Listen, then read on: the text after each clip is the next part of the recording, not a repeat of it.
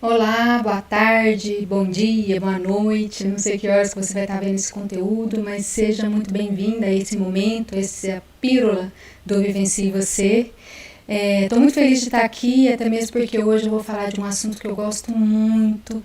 Quero compartilhar com você sobre o nosso quadro de referência, que também é conhecido como nosso sistema de crenças e que, metaforicamente, eu gosto muito de usar o prisma, né? Como se fosse a lente, o óculos, que é por onde a gente nos percebe. É através desse prisma, dessa camada, desse sistema que a gente nos percebe, percebe o outro e até mesmo percebe o mundo, né? E quero falar um pouquinho de como isso funciona, porque e qual é o nosso papel como mamãe, como papai, como pais, né? Perante os nossos filhos, justamente no como a gente contribui para que eles construam esse prisma, né? A forma de perceber o outro e de perceber o mundo, né? Afinal de contas, é assim que nós tomamos as nossas decisões, né?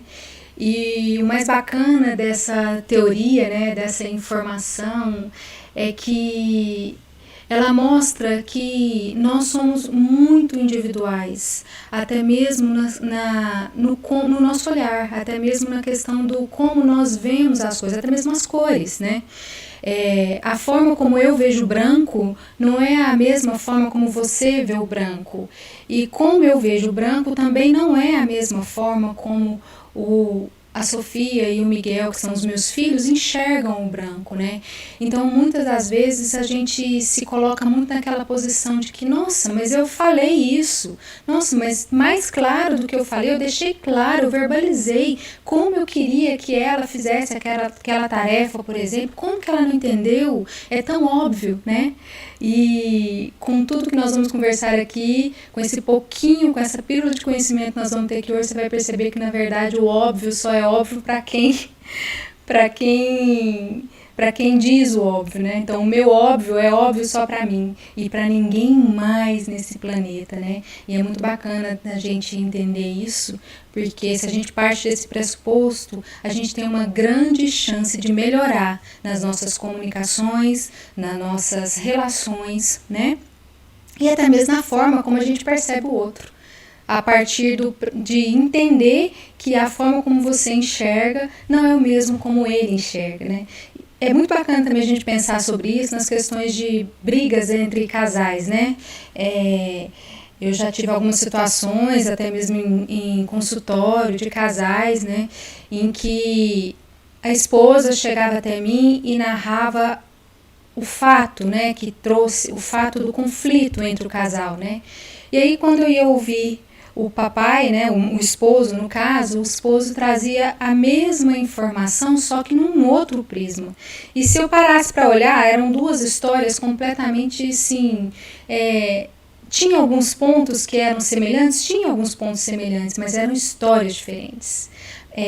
Formas de vivência diferentes, né? E aí é tão interessante porque nesse momento é que você percebe que tomar partido numa situação dessa é complicada, porque o que é verdade e o que é mentira, né?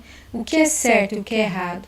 Duas histórias narradas de dois momentos que você percebe através de fisionomias, de emoções, com que a pessoa coloca ali no momento que ela está falando com você, você percebe que são duas verdades. E são duas verdades diferentes, né? Então, o óbvio, a verdade para a esposa era um, e o óbvio e a verdade para o marido era outro.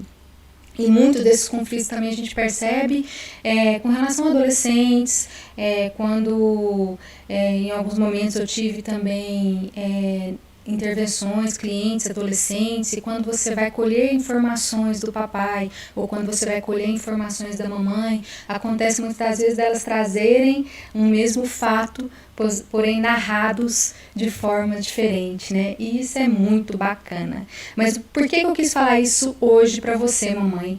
Porque esse assunto é um assunto que me trouxe uma leveza quando eu o compreendi no meu papel de mãe.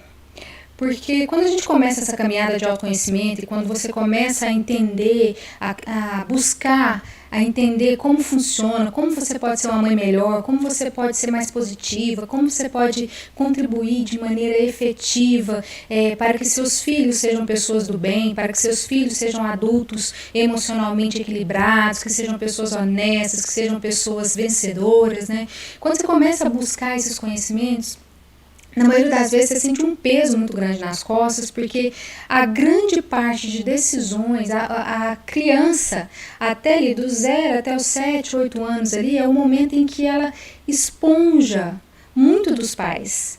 Então ela aprende muito dos pais. E muito do que nós somos como adulto é justamente experiências que nós tivemos nessa primeira infância, de 0 a 7 anos. Né? Em alguns momentos a gente consegue, é possível de se mudar essas percepções, mudar esse jeito de funcionar? Sim, é possível, mas quanto mais cedo as decisões das crianças são tomadas,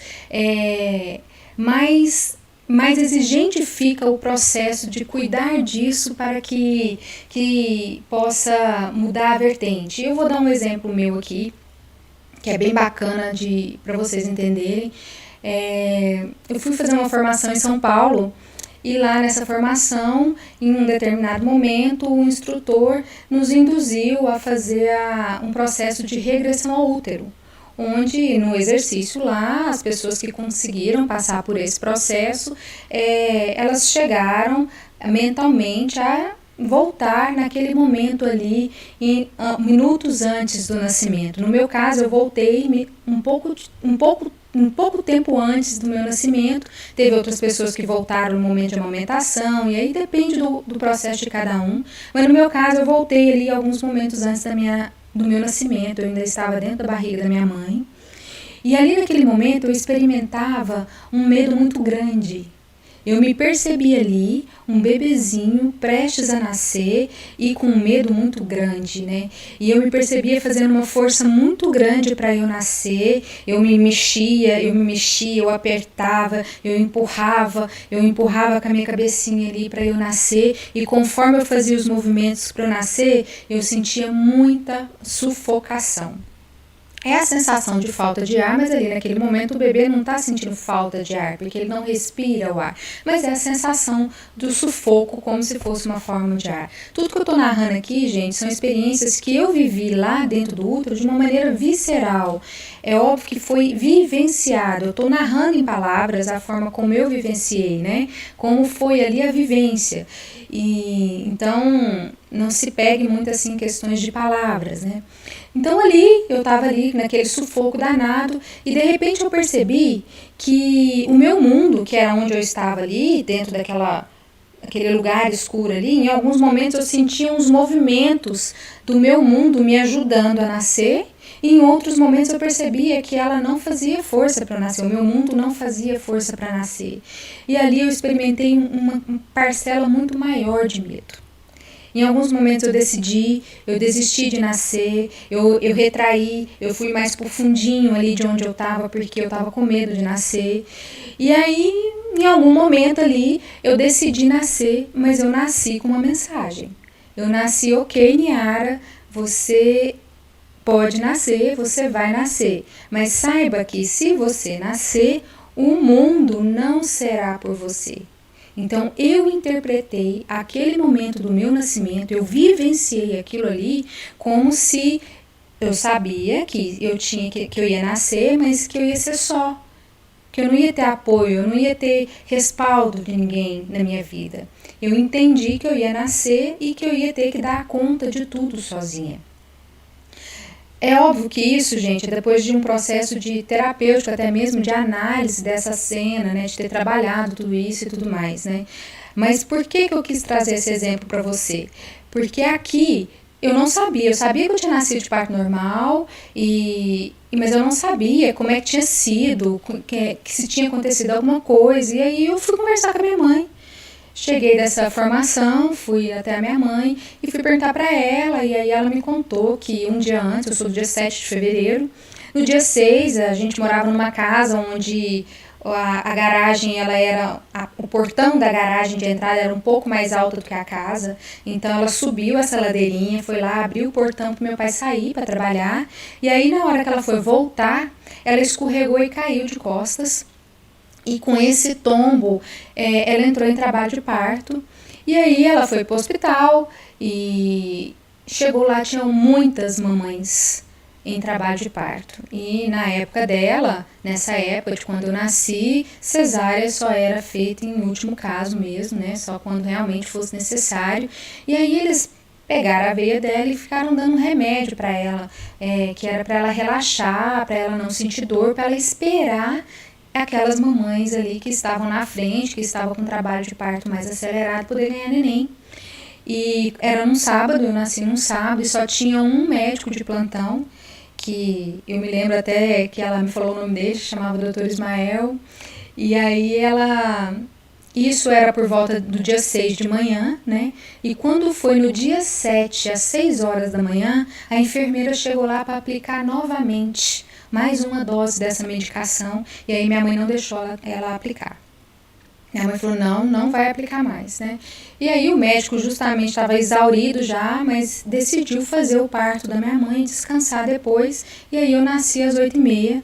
Minha mãe falou que quando eu nasci muito roxa, mas muito roxa mesmo. Eu parecia um bebê negro, parecia que eu era da pele escura, da pele negra. E aí minha mãe olhou e falou assim, gente, mas o que aconteceu? Por que ela tá assim, né? Por que ela tá dessa cor? E ela não lembra se comentaram com ela, se eu tava com um cordão umbilical envolto no pescoço. Ela não lembra desses detalhes, mas ela lembra que eu nasci muito roxo. A minha cor foi voltar ao normal depois de 24 horas.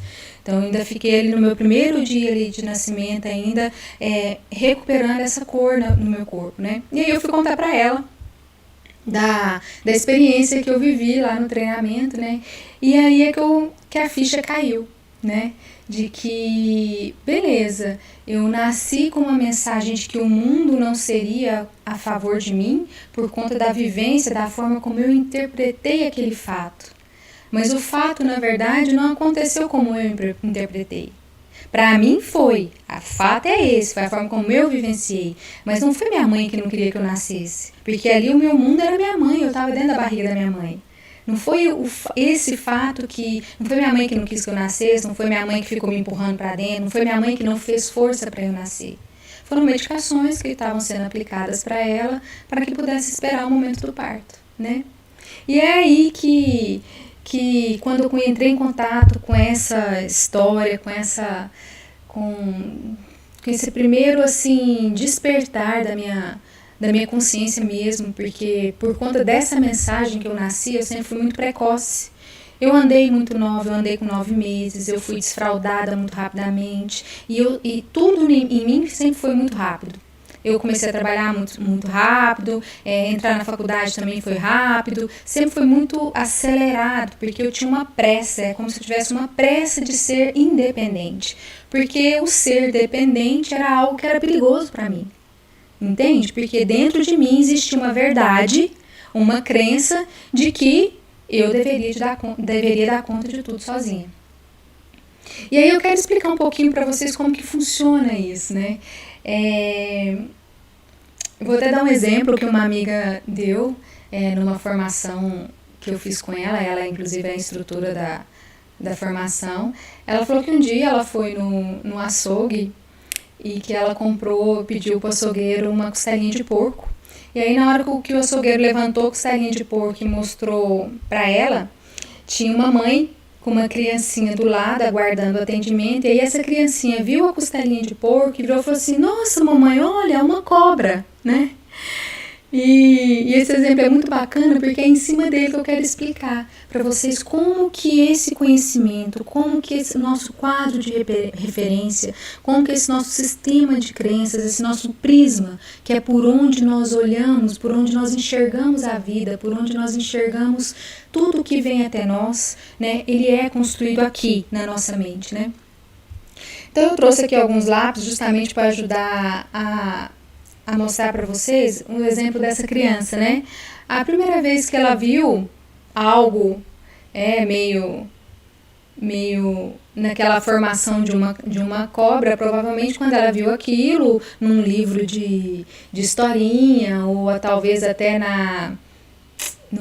ou talvez ela tenha visto realmente uma cobra de verdade, mas ela viu que aquele formato de algo daquele jeito, meio mais fino, era uma cobra, e aí a mamãe falou para ela que era uma cobra, e aí naquele momento, como era a primeira vez que ela via, né, aquela informação naquele formato, então criou-se aqui na cabecinha dela, reuniu-se um grupo de neurônios e começou a formar uma pequena rede neural ali, onde armazenava a informação de que, ok, isso aqui, tudo que tem esse formato aqui é uma cobra, né?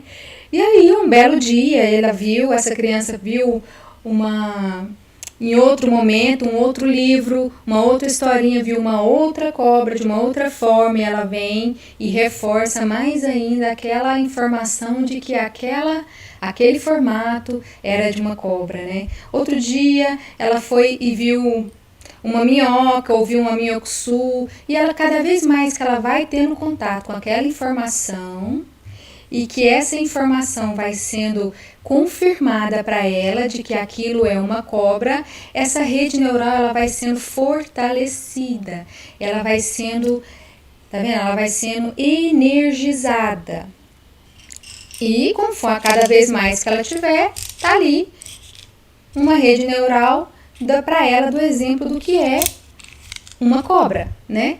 Então, aqui nós temos aqui uma rede neural bem forte do conhecimento do que é uma cobra, né? Então, o prisma dela de reconhecer uma cobra passa por tudo que ela vê num formato que é parecido, na hora que ela vê aquela informação que vem pelo olho dela, ela passa por esse prisma, que é a forma como ela entende que é cobra, e vem para ela de que, nossa, é uma cobra. E é assim também que acontece com as nossas rotinas, com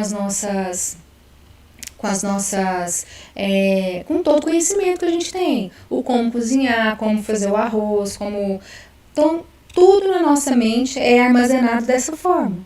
E percebe que, da mesma forma como foi a minha experiência, a partir da situação em que a mamãe falou, não, isso é uma cobra, ele vai lá, a forma como ele interpreta esse lápis para que seja uma cobra, vem aqui. Então, a forma como internamente a criança funciona, como ela percebe, como ela vivencia essa experiência da cobra, por exemplo, de ver a cobra no quintal, vamos pensar no exemplo de que elas nunca tinham visto uma cobra e viram um casal de irmãos gêmeos, nunca viram a cobra e foram ali no quintal e viram uma cobrinha que não era peçonhenta nem nada, mas viram uma cobra ali, e aí a mamãe dela falou que era perigoso e tal, e que era uma cobra, né? Naquele momento de ver a cobra daquele jeito, a forma como as duas crianças interpretaram um mesmo fato, porque afinal de contas a mamãe estava ali e falou com os dois ao mesmo tempo, explicou para os dois ao mesmo tempo como era, é diferente. Então, uma das crianças pode ter armazenado dessa forma, só um pedacinho aqui. Já a outra criança pode ter armazenado, pode ter vivenciado com uma intensidade maior. Essa criança, ela pode, ela formatou, ela guardou na mente dela que aquele formato é um formato de cobra e que tá tudo bem. E essa aqui pode ter guardado a informação de que aquela ali é um formato de cobra e que cobra é perigoso. Percebe? Então, só que isso a gente não tem controle. Nós, no nosso papel de mãe, a gente não tem controle. Nós podemos ser a melhor mãe do mundo. Nós podemos ser pacientes. Nós podemos, assim, acertar 70% de tudo, de todos os momentos que a gente tem. Nossa, dizer que eu sou uma mãe 70% me deixa muito assim... Eu acho que toda mãe queria, no mínimo, se sentir uma mãe 70%, né? E por mais que nós pensamos assim, não, eu fui uma mãe 100%, ou eu fui uma mãe 70%, significa que os nossos filhos serão filhos 70%? Não tem essa garantia. E você sabe por que não tem essa garantia? Porque não temos controle da forma como ele experimenta o que nós conversamos, a forma como ele vivencia, como aquilo entra na cabeça dele, como ele armazena, como ele interpreta, e isso é individual dele. Isso faz parte dele, da constituição dele. Então, ao perceber isso, que me veio, né, aquela verdade, aí eu compreendi, né, que é por isso que a gente vê, por exemplo, filhos gêmeos que passam por mesmas, às vezes passa por algumas situações muito parecidas, como essa, por exemplo, que eu narrei, ou um acidente. Às vezes acontece um acidente familiar, uma família bate o carro, os dois irmãos estão ali dentro do carro, e a forma como eles experimentam aquela experiência dolorosa é diferente. E você vê graus assim de traumas diferentes. Às vezes um irmão não teve trauma nenhum, às vezes o outro ficou tão traumatizado que não entra mais dentro de um carro, que precisa fazer um trabalho bem bacana nele aí de ressignificação desse momento para ele poder voltar a andar de carro. Então isso explica, sabe, essa questão do quadro de referência, da forma como ele é criado, que por mais que a gente explique, por mais que a gente seja coerente, e por mais que esse jeito assertivo e coerente também é uma interpretação nossa, né? Porque às vezes a forma como você conduz o seu filho, você entende que é uma forma assertiva e coerente, mas será que ele entende dessa forma? Será que o seu filho entende que você está sendo coerente ou que você está sendo assertiva? Então, quando eu tive essa oportunidade de entrar em contato com essa informação, me trouxe leveza. Eu fiquei mais leve, eu me tornei uma mãe mais leve, não uma mãe mais relapsa, no sentido assim de que eu não, já que é assim eu vou relaxar e eu não vou mais orientar os meus filhos, não. Eu continuei fazendo o meu papel, continuo fazendo o meu papel, cada dia que passa tentando, a cada momento, ser uma mãe melhor, orientar melhor, no melhor jeito de fazer, no melhor jeito de conduzir, no melhor jeito de lidar, na melhor forma de ver a vida, de se perceber, de perceber o outro, de lidar com o outro, de se respeitar. Você fazer o seu papel sentindo assim que não, eu estou fazendo o meu melhor, isso é muito bom. E é aqui a sua parcela de contribuição. É até aí. Você vai até nesse ponto. Dali, para dentro da cabecinha dele, da forma como ele está te ouvindo, a forma como ele está entendendo o que você está falando, a forma como ele está interpretando o que você está falando, ou a sua atitude. Porque eles não esponjam da gente, mamãe e papai, somente o que a gente fala. Eles esponjam da gente comportamentos, esponjam da gente o jeito de falar, jeito de tratar as pessoas, jeito de tratar os irmãos, sabe? Falar alto, gritar. Eu percebo muito isso nos meus filhos. Percebo coisas neles, jeito de falar deles assim, que eu não gosto, e que depois eu dou um passo para trás e falo, opa, peraí. Mas eles aprenderam isso comigo. Entendeu? Eles aprenderam isso, não eu falando para eles fazerem isso, mas me percebendo. Eles nos percebem o tempo todo, até mesmo porque nós somos figuras parentais importantes para eles, né? Mas, mesmo nas observações, eles podem também estar nos observando, sendo uma pessoa gentil, por exemplo, uma pessoa que não grita, e, no entanto, a forma como ele vai interpretar isso aqui também tá aqui. Está aqui na cabecinha dele, na forma como ele funciona, na forma como ele interpreta a vida, e isso a gente não tem controle. A gente não consegue.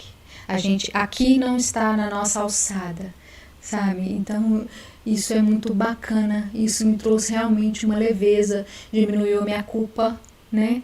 E às vezes perceber que, nossa senhora, será que... Não só a culpa, mas também diminuiu também aquela ansiedade de se fazer entender, sabe? Aquela ansiedade de se fazer entender. Quando eu estou explicando alguma coisa, por exemplo, para meus filhos, igual ontem a Sofia chegou e nós tivemos um papo filosófico muito bacana sobre religião. E aí, para não criar aquela confusão na cabecinha dela, ela ia me fazendo as perguntas, e aí eu respondia para ela, e depois eu voltava a pergunta para ela. Explica para a mamãe o que você entendeu, né? Para, pelo menos, eu tentar equalizar um pouco ali o jeito de compreender dela com o meu jeito de de explicar, ou no mínimo, né, que eu pudesse pelo menos me certificar de que ela compreendeu, ou no mínimo interpretou o que eu disse, mais ou menos do jeito que eu quis explicar. E é essa a arte de ser mãe, né? A arte de ser mãe é assim, experimentar, realmente todos os dias